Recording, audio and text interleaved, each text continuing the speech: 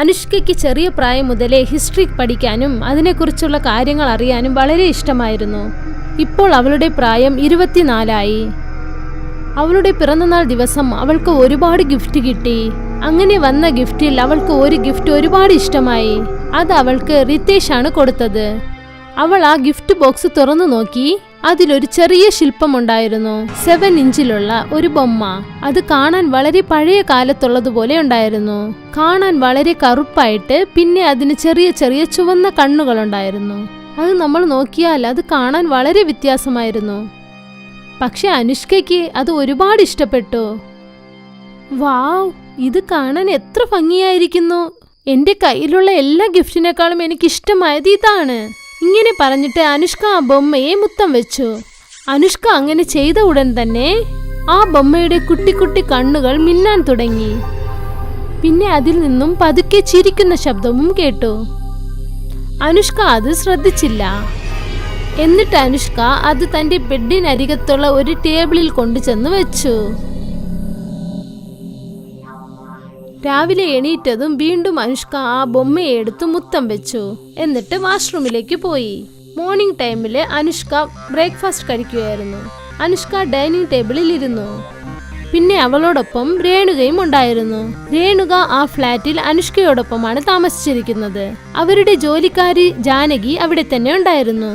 മാലതി, നീ എന്റെ room clean ചെയ്യാൻ പോകുമല്ലോ. അപ്പോൾ അവിടെ ടേബിളിന്റെ മുകളിൽ ഒരു ബൊമ്മയുണ്ട്. അത് നന്നായിട്ട് തുടച്ച് ക്ലീൻ ചെയ്തു വെക്കേ. ഏത് ബൊമ്മ? ആ റിതീഷ് നൽകിയതാണോ? അതെ അതെ, ആ ഗിഫ്റ്റ് തന്നെയാണ്. അത് വളരെ എക്സ്പെൻസീവ് ആണ്. അനുഷ്കയും രേണുകയും ബ്രേക്ക്ഫാസ്റ്റ് കഴിഞ്ഞിട്ട് അവരവരുടെ ഓഫീസിലേക്ക് പോയി. മാലതി അനുഷ്കയുടെ റൂമിൽ ചെന്ന് ക്ലീൻ ചെയ്തുകൊണ്ടിരുന്നു. അവൾ ആ ബൊമ്മയെ എടുത്തപ്പോൾ ആ ബൊമ്മയുടെ കണ്ണുകൾ തിളങ്ങാൻ തുടങ്ങി. അത് എടുത്തുകൊണ്ട് അവൾ വാഷ്റൂമിലേക്ക് പോയി.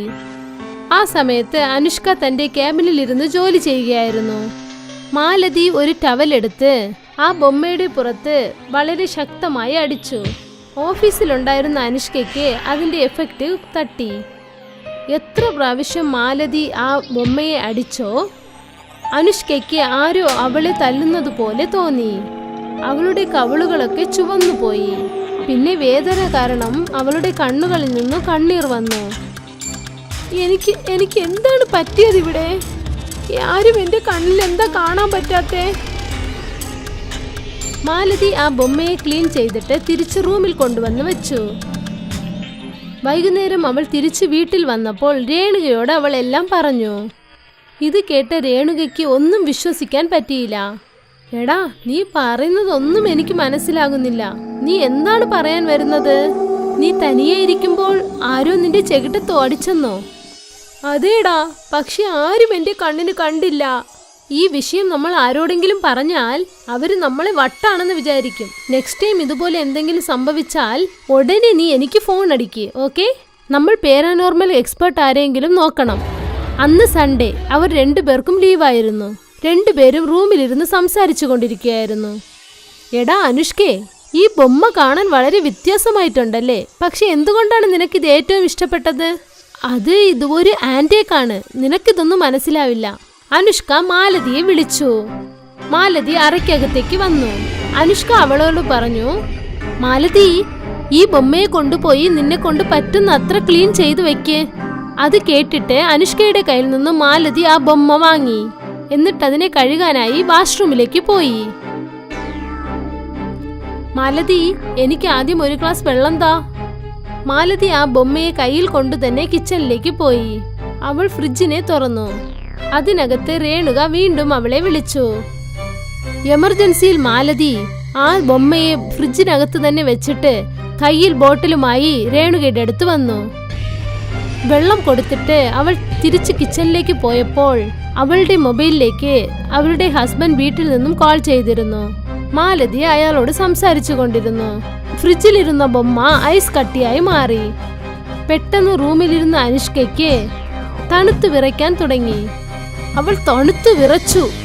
ഇത് കണ്ട് രേണുക പേടിച്ചു പോയി. Are you okay? നീ എന്തിനാ ഇങ്ങനെ വിറയ്ക്കുന്നത്?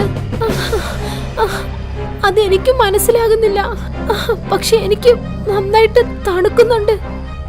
രേണുക അനുഷ്കയെ തൊട്ടു നോക്കി. അപ്പോൾ അവളുടെ ശരീരമാകെ നല്ല തണുത്തിട്ടുണ്ട്. രേണുക അവളെ കിടക്കാൻ പറഞ്ഞിട്ട് അവളുടെ മേലിൽ ഒരു പുതപ്പ് മൂടി. പക്ഷെ അനുഷ്കയ്ക്ക് ഒരുപാട് കുളിരാൻ തുടങ്ങി. കുറച്ചു സമയത്തിനകം അവളുടെ ശരീരമാകെ നീല നിറത്തിലായി. അവളുടെ കണ്ണും മൂടാൻ തുടങ്ങി. രേണുക ഒരുപാട് പേടിച്ചു പോയി. എന്നിട്ട് ഡോക്ടറിന് ഉടനെ ഫോൺ വിളിച്ചു. രേണുക മാലതിയെ വിളിച്ചു. അപ്പോഴാണ് മാലതിക്ക് അവർ ബൊമ്മയെ ചോദിക്കുന്നു എന്ന് തോന്നി. അവൾ ഫോൺ കട്ട് ചെയ്തിട്ട് ഉടനെ കിച്ചണിലേക്ക് പോയി.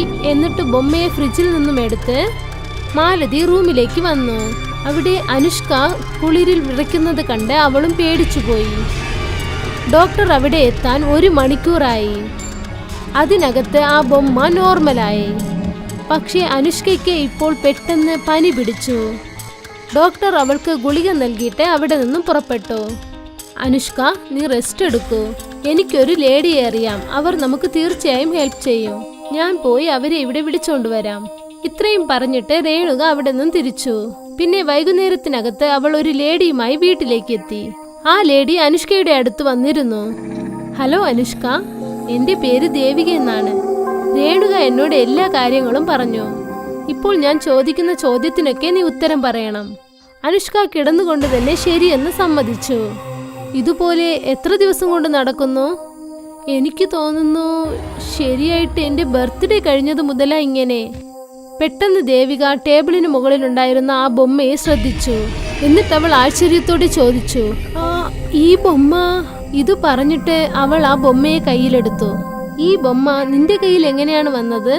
ഈ ബൊമ്മയെ എന്റെ ഫ്രണ്ട് എനിക്ക് ബർത്ത്ഡേ ഗിഫ്റ്റായിട്ട് തന്നതാണ്. നിനക്ക് ഇതുപോലെയൊക്കെ നടന്നതിന് കാരണം വേറെ ആരുമല്ല, ഈ ബൊമ്മയാണ്. അനുഷ്കയും രേണുകയും രണ്ടുപേരും ഇത് കേട്ട് ആശ്ചര്യത്തിലായി. അവരുടെ അടുത്ത് ബൊമ്മയെക്കുറിച്ച് ചോദിച്ചു. ഈ ബൊമ്മയുടെ കഥ വളരെ പഴയ കഥയാണ്. യഥാർത്ഥത്തിൽ ഇത് ശപിക്കപ്പെട്ട ഒരു ശില്പമാണ്. ആരുടെയെങ്കിലും ബർത്ത്ഡേക്ക് ഗിഫ്റ്റായിട്ട് ഈ ശില്പത്തിനെ കൊടുത്താൽ അവർക്കും ഇതിനും ഒരു കണക്ഷൻ ഏർപ്പെടും. അതിനുശേഷം ഈ ശില്പത്തിന് എന്തൊക്കെ നടക്കുന്നോ അത് തന്നെ ആ പേഴ്സണും നടക്കും. അനുഷ്ക രേണുകയെ നോക്കി. എന്നിട്ട് അവൾ ചോദിച്ചു, എനിക്ക് മനസ്സിലായില്ല. ദേവിക ആ ശില്പത്തിന്റെ തലയിൽ ഒരു വിരൽ വെച്ച് അമർത്തി. അപ്പോൾ അനുഷ്കയ്ക്ക് തലവേദന തുടങ്ങി. ഇത് കണ്ടിട്ട് രേണുകയും അനുഷ്കയും ഒരുപാട് പേടിച്ചു. ദേവിക ആ ശില്പത്തിൽ നിന്നും വിരലിനെ എടുത്തു. ജിതീഷ്, എന്തിനാണ് ഇങ്ങനെ ചെയ്യേണ്ടത്? ഇതിനടുത്തു നിന്നും എപ്പോഴാണ് എനിക്ക് വിമോചനം ലഭിക്കുക?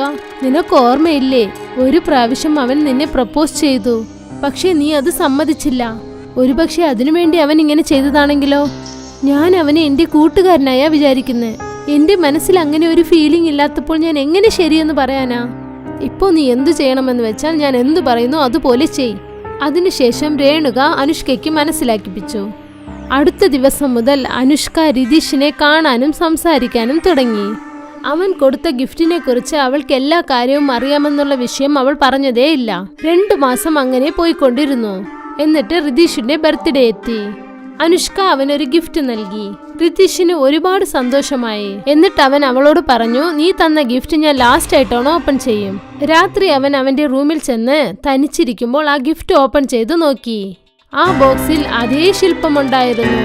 അവൻ പേടിച്ചുപോയി. ആ ശില്പം അവന്റെ കയ്യിൽ നിന്നും താഴേക്ക് വീണു. ആ ശില്പത്തിന്റെ തലയിൽ അടികൊണ്ടു. അതുപോലെ തന്നെ രതീഷിന്റെ തലയിലേക്കും അടികൊണ്ടു. ഇപ്പോൾ രതീഷ് ചെയ്ത കാര്യം അവനെ തന്നെ തിരിച്ചടിക്കാൻ തുടങ്ങി.